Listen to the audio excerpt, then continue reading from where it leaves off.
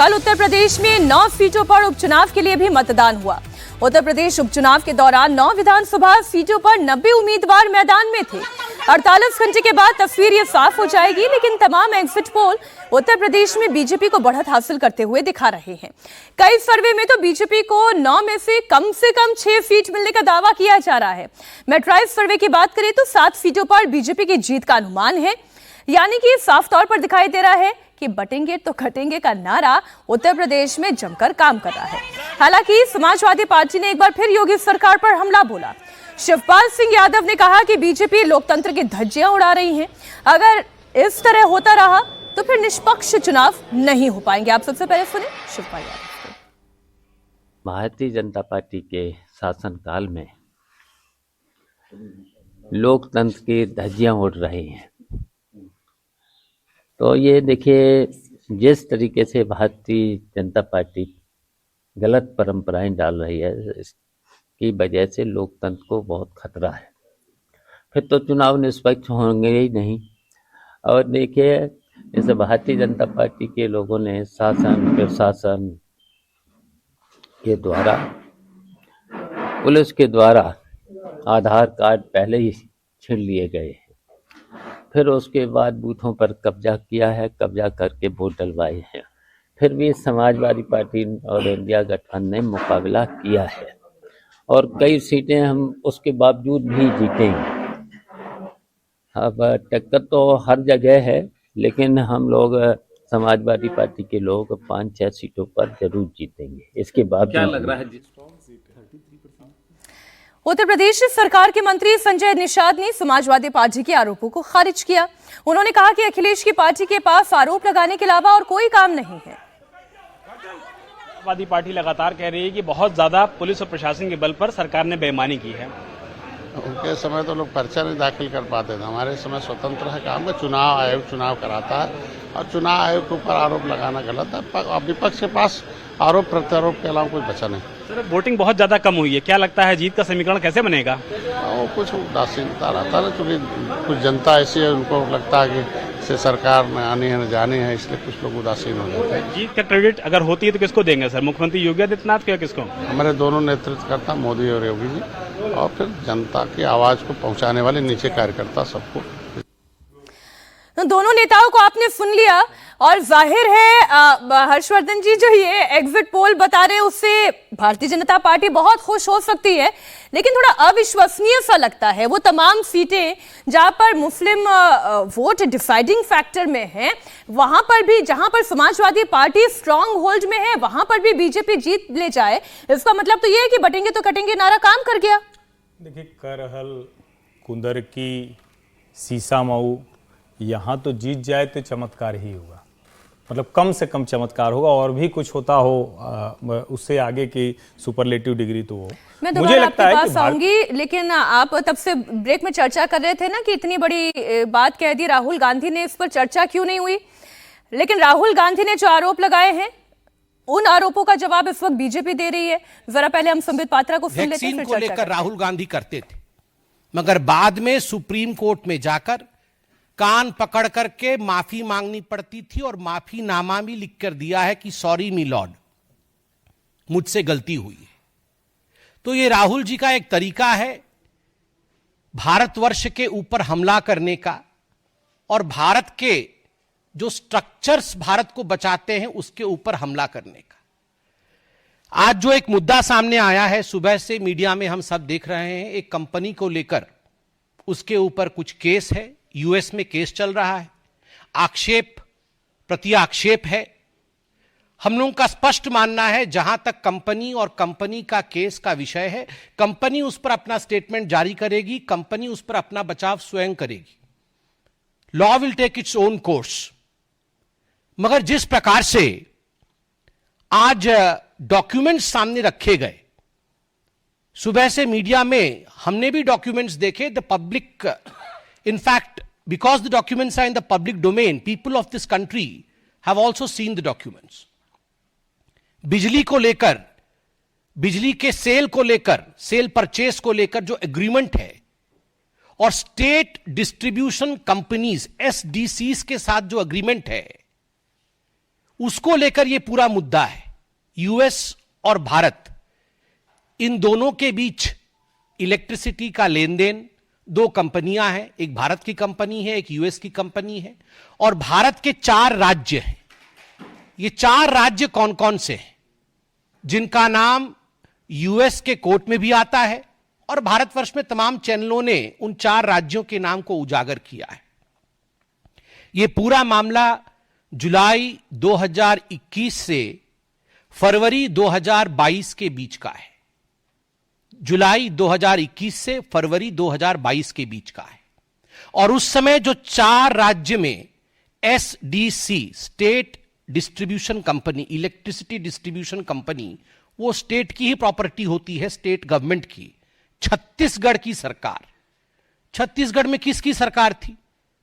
Congress party की, भूपेश बघेल जी की सरकार छत्तीसगढ़ में उस समय मौजूद थी। डॉक्यूमेंट्स में भी मौजूद है।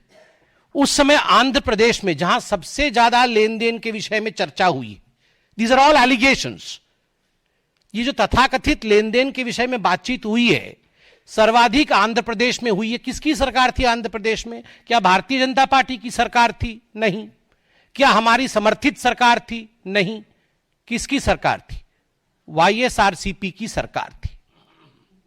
उस समय तमिलनाडु में, क्योंकि तमिलनाडु का नाम भी इसमें आता है, उनके स्टेट डिस्ट्रीब्यूशन कंपनी का नाम आता है। किसकी सरकार थी? डीएमके, आपके सहयोगी स्टालिन जी की सरकार थी, डीएमके की सरकार थी। उस समय उड़ीसा में किसकी सरकार थी? बीजेडी की सरकार थी।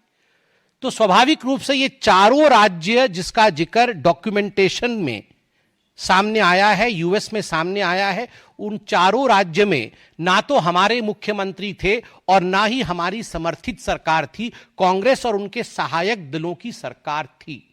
और आज राहुल जी ने अपने प्रेस कॉन्फ्रेंस में कहा है कि उन्हें कोई आपत्ति नहीं यदि किसी भी पूर्व मुख्यमंत्री से या उनके पूर्व नेता से पूछताछ हो, तो ठीक है, भूपेश बघेल जी से पूछताछ हो, हमें भी कोई आपत्ति नहीं है। ये चारों राज्य के जो मुख्य नेता हैं, जिनके अंडर में इलेक्ट्रिसिटी बोर्ड इत्यादि रहा होगा, इनके मुख्यमंत्री हो, उनसे पूछताछ करें, हमें काहे की आपत्ति होगी? आप केस करिए ना, आप केस करिए, बिल्कुल पूछताछ करिए। और आपने एक बोर्ड दिखाया, बिजली का बिल आपका और मुनाफा उनका। तो तमिलनाडु में बिजली का बिल भारतीय जनता पार्टी की सरकार तो नहीं दे रही थी ना, बिजली का बिल तो डीएमके की सरकार दे रही थी। ठीक उसी प्रकार छत्तीसगढ़ में जुलाई 2021 से फरवरी 2022 के बीच में बिजली का बिल मोदी जी की सरकार तो जनरेट नहीं कर रही थी, बिजली का बिल तो भूपेश बघेल जी ही जनरेट कर रहे थे। तो पैसा मोदी जी के जेब में कैसे चला गया? पैसा तो वहीं के मुख्यमंत्री और वहां के एसडीसी के कंपनी के जेब में जाएगा ना, आपके मुताबिक। आपने कहा मुनाफा उनका, तो उनका कौन है? उनका तो ये चारों राज्य में हमारा कोई नहीं है, उनका तो आप ही के हैं। तो इसका जवाब राहुल जी आप दीजिए। राहुल जी ने आज बार बार कहा मोदी जी की क्रेडिबिलिटी खत्म हो गई, मोदी जी आज से क्रेडिबल नहीं रहे, अडानी के पीछे मोदी जी खड़े हैं, इसलिए आज से उनकी क्रेडिबिलिटी ग्लोबल स्तर पे खत्म हो गई। राहुल जी कान खोल के सुन लीजिए, ये मोदी जी की क्रेडिबिलिटी को समाप्त करने की चेष्टा और कोशिश कोई आप पहली बार नहीं कर रहे हैं। सन 2002 से मोदी जी की क्रेडिबिलिटी को ध्वस्त करने की चेष्टा आप, आपकी माताश्री और आपकी पार्टी लगातार कर रही है।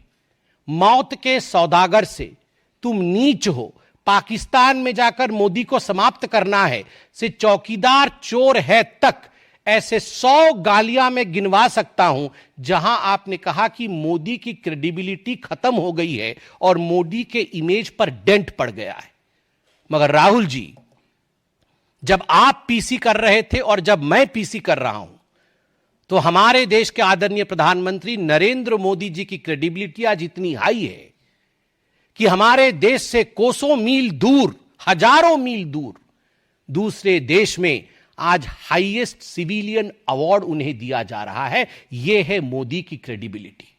ना मौत के सौदागर से मोदी जी की क्रेडिबिलिटी पे डेंट पड़ा, न चौकीदार चोर है कहने से मोदी जी की क्रेडिबिलिटी पे डेंट पड़ा, क्योंकि देश की जनता जानती है कौन क्रेडिबल है और किसकी क्रेडिबिलिटी नहीं है।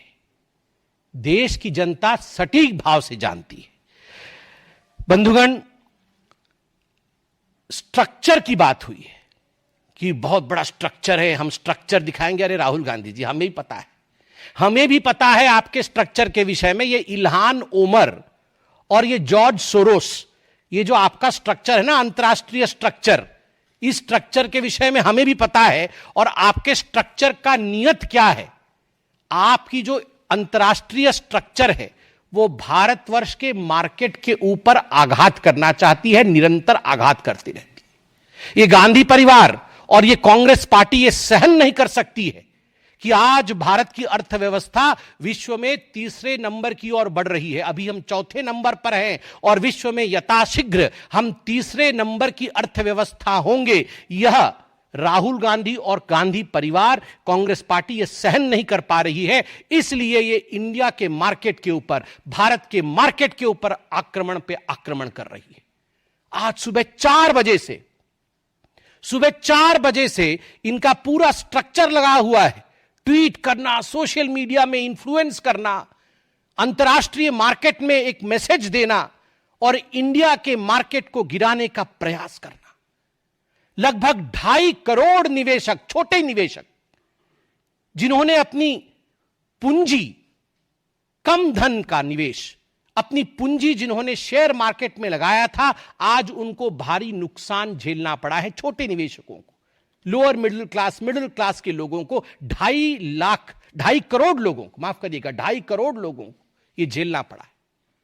यह आप निरंतर जो भारत के मार्केट के ऊपर कई प्रकरण रहा है, इससे पहले भी आपने कई प्रकरणों के माध्यम से भारत के मार्केट के ऊपर हमला करने की कोशिश की है, ताकि मार्केट डिप करे, मार्केट गिरे और इंडिया की इकोनॉमी पर अटैक हो। और राहुल जी, आपने आज कहा कि अडानी के पीछे मोदी है, तो हमारा भी सवाल है, यदि अडानी के पीछे मोदी है तो क्या कारण है कि कांग्रेस के सरकार के समय, भूपेश बघेल जी के सरकार के समय छत्तीसगढ़ में 25,000 करोड़ रुपए का निवेश अडानी की कंपनी ने किया। क्यों लिया आपने 25,000 करोड़ रुपए का निवेश जब आपकी सरकार थी छत्तीसगढ़ में? जब राजस्थान में अशोक गहलोत जी की सरकार थी, 65,000 करोड़, 65,000 करोड़ रुपए का निवेश अडानी की कंपनी ने राजस्थान में अशोक गहलोत जी के समय उनके सरकार में किया था। क्या कारण था? कर्नाटक में जब कांग्रेस पार्टी की सरकार थी और अभी भी कांग्रेस पार्टी की सिद्धरामैया की सरकार है, अडानी की कंपनी ने 1 लाख करोड़ रुपए का निवेश करने का वादा किया था। मैं अभी रिसर्च करके आया नहीं हूं कितने का निवेश हुआ है, वह भी हम निकाल लेंगे। छत्तीसगढ़ में और बाकी राज्यों में तो हो गया है, मगर कर्नाटक में 1 लाख करोड़ का निवेश करने का वादा किया था।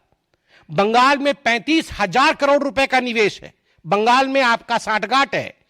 आंध्र प्रदेश में 60,000 करोड़ का निवेश है, तमिलनाडु में 4,500 करोड़ का निवेश है। 19 अक्टूबर 2024 को अडानी फाउंडेशन ने रेवंत रेड्डी, जो कि तेलंगाना के मुख्यमंत्री हैं, उन्हें 100 करोड़ रुपए उनके फाउंडेशन को डोनेशन दिया था कौशल विकास, स्किल अपलिफ्टमेंट के लिए। क्यों लिया था डोनेशन? एक करप्ट व्यक्ति से आपने डोनेशन क्यों लिया? आपकी सरकार ने डोनेशन क्यों लिया? निवेश भी नहीं, डोनेशन लिया 100 करोड़ का।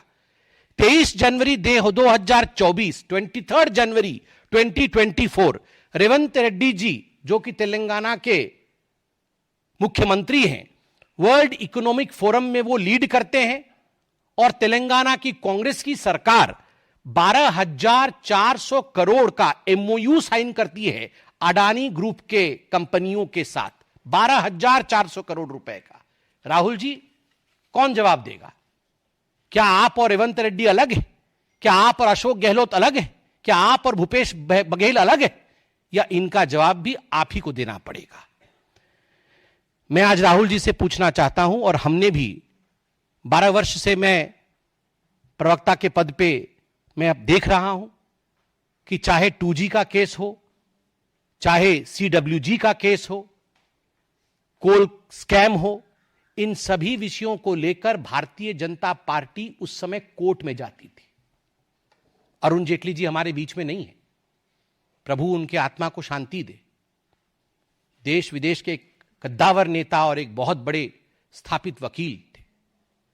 हर केस में वो लड़ते थे, केस साबित होता था, इन्वेस्टिगेशन होती थी, हम आधार को लेकर लड़ते थे। और मैं आज राहुल गांधी से पूछना चाहता हूं, जिस प्रकार हम केस करते थे, केवल प्रेस कॉन्फ्रेंस नहीं करते थे, आप केस करिए ना, आप केस करिए, कोर्ट जाइए। और मुझे आज तकलीफ हुई इस बात से, आपने अपने पीसी में, आप देश के एक सांसद हैं, छोड़ दीजिए कि आप किसी पार्टी के अध्यक्ष रह चुके हैं, मगर आप एक सांसद हैं, और आपने कहा कि इस हिंदुस्तान में, इस भारतवर्ष में हमें, कांग्रेस पार्टी को कोर्ट का भी काम करना पड़ रहा है, जुडिशरी, आपने पर्टिकुलरली जुडिशरी शब्द का इस्तेमाल किया कि मीडिया भी अपना काम नहीं कर रही है, मीडिया का काम भी कांग्रेस कर रही है बहुत हद तक, और जुडिशरी का काम भी कांग्रेस कर रही है। वाह, बेल पे बाहर मां बेटे और जुडिशरी का काम कर रहे हैं।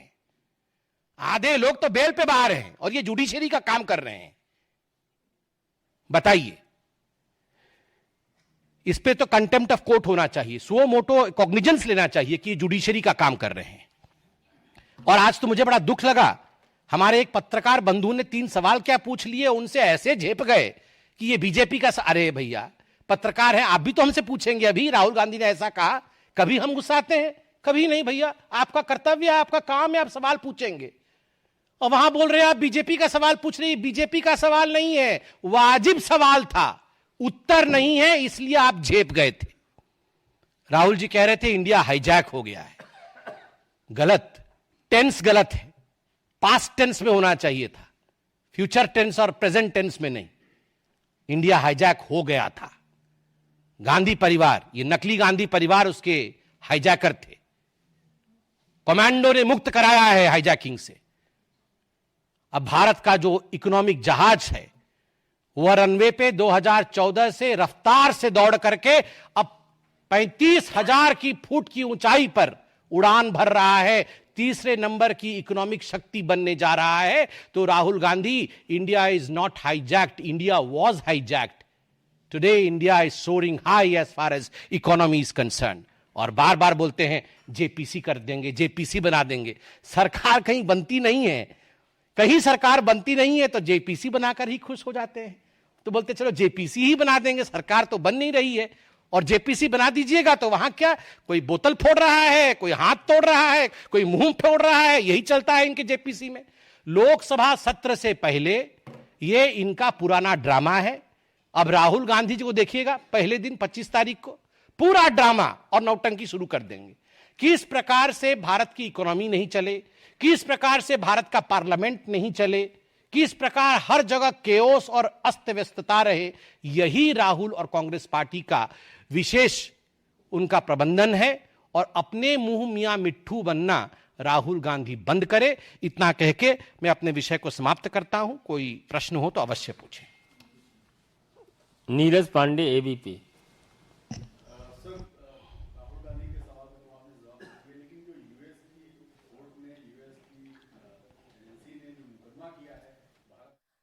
आपने संबित पात्रा की प्रेस कॉन्फ्रेंस सुनी और सिलसिलेवार तरीके से उन्होंने कांग्रेस की उन तमाम राज्य सरकारों को कटघरे में खड़ा किया जिनके कार्यकाल के दौरान अडानी ने उनके राज्यों में निवेश किया। उन्होंने गहलोत सरकार से लेकर भूपेश बघेल सरकार पर कर्नाटक की सरकार सबको निशाने पर लिया और राहुल गांधी से सवाल पूछा कि इसका फायदा बीजेपी को कैसे मिल सकता है, जो वहां की राज्य सरकार में उस वक्त के सीएम हैं, ये फायदा उनको पहुंचा होगा, उनके मातहत अधिकारियों को पहुंचा होगा।